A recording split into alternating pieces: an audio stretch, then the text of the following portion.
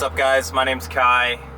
I am here at the Apex with my 1997 gated 6-speed Ferrari 355. Excited to be out here. We're out here on a Saturday morning, about 7 a.m. Gonna give you guys 10 reasons why I bought this car and why I think it was a good move. It's more of a personal reason. I like the looks of, the classic pop-up headlights. The spec is exactly what I was looking for. Rosso Corso red with the brown interior and a Spider, and of course a gated 6-speed manual. It's semi-affordable Ferrari. I mean, you can get into one of these for a decent price, and I think that people are kind of turned away by the maintenance on these. I mean, I'm speaking affordability, but the maintenance is pretty high. I think that the price to get yourself into one of these is relatively low because people are kind of turned off about the maintenance. So every 3 to 5 years, regardless of how much you drive it, here's a tunnel. You gotta do that every time you go underneath the tunnel. So every 3 to 5 years, like I was saying, you gotta do a whole engine out timing belt replacement, which can cost anywhere from $10,000 to $12,000 from a Ferrari dealership. Thankfully, when I bought it, they had just done it the week before, so I've got a while until I have to do that. So, funny story about this car. Not this car specifically, but when I was 10 years old, I went to Wide World Ferrari. It's a Ferrari dealership in Rockland County, New York, in Spring Valley.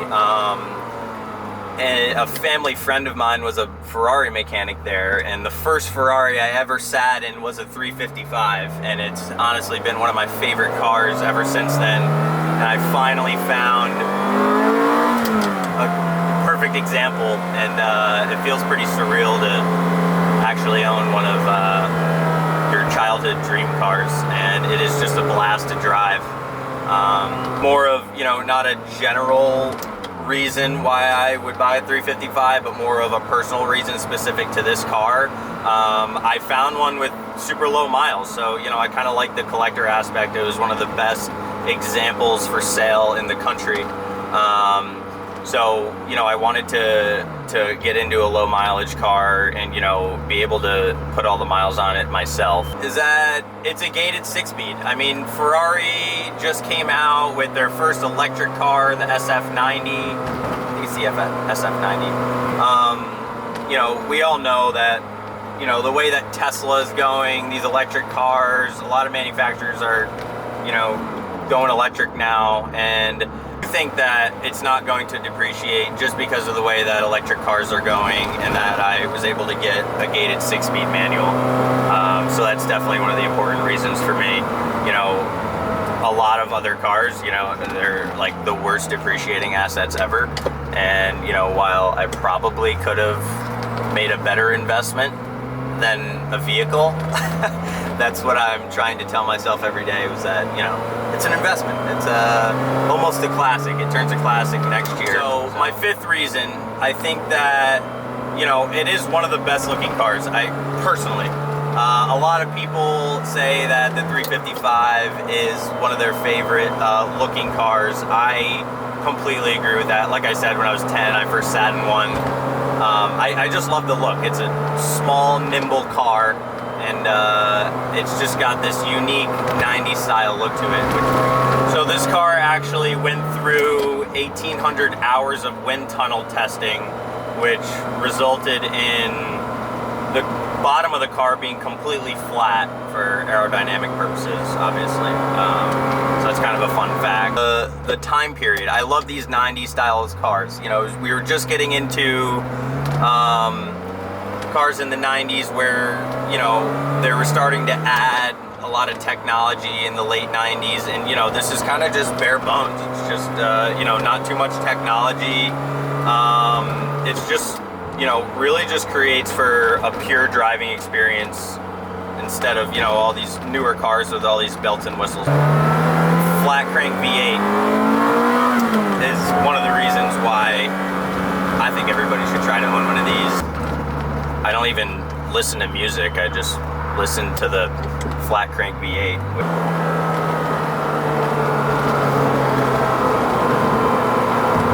Put a full Capristo exhaust. It pushes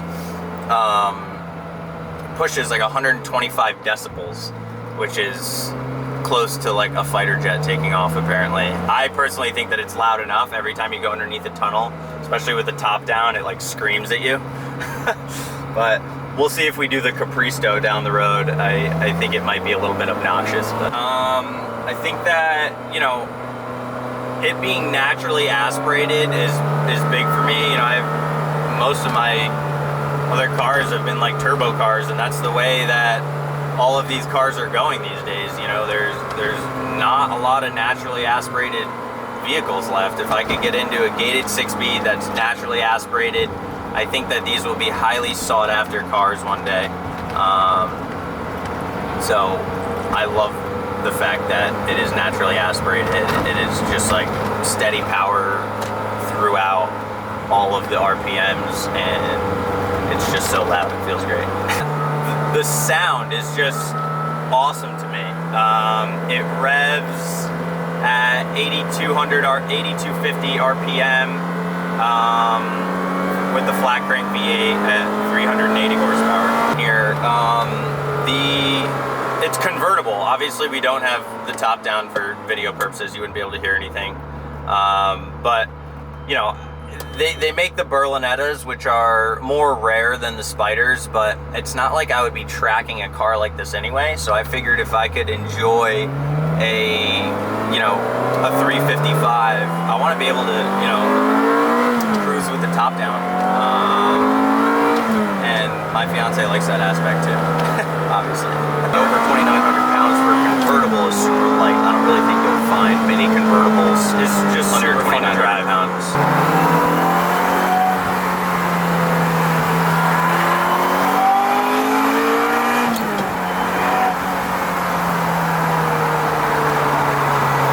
Put the windows up so we can hear something.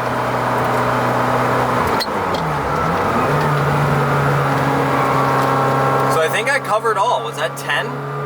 10 reasons why you should own a 355. I think just looking at the car, that speaks for itself. It's probably the #1 reason, personally, is just the spec. I just love the spec. And the gated 6-speed V8. It's too much fun to drive. I hope you guys enjoyed. See ya for the next video.